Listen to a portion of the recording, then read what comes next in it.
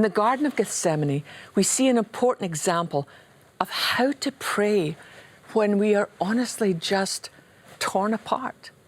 Christ modeled for us his humanity and his submission to the Father's will. Yes, Jesus' first prayer request was that God would remove the suffering. We're all too familiar with this prayer. God, take away this cancer. God, bring my prodigal child home. God, help me stop fighting with my husband. God, help me get rid of this debt before it suffocates me. God, take this suffering. And yet, Jesus' prayer didn't end there, because his heart was fully surrendered to his Father. Take my suffering became, take my will. Don't miss this. This is life-changing. You lead, Father, and I will follow. You direct me, and I will go. You speak, and I will listen. Not my will, but yours.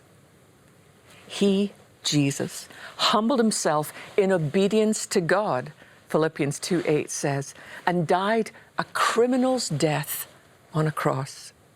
But you know, as well as I do, the story did not end there. Jesus was able to stand up in the garden and face the oncoming agony because he knew that he'd been heard by his Father.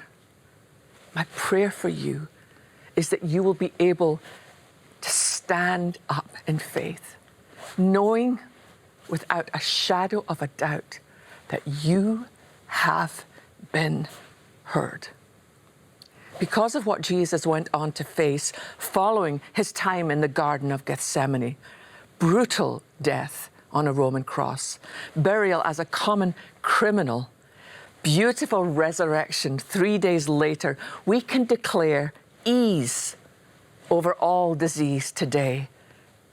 Perhaps not the ease we long for, but the ease of laying down our heavy burden and picking up Jesus' burden instead. A burden, he says, that is light. For my yoke is easy to bear, and the burden I give you is light.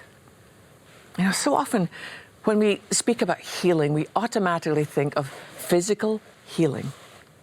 But I believe the greatest healing work that the Holy Spirit does in the lives of believers is when, by God's grace, we totally surrender. When we can pray with Christ, not my will, but your will be done.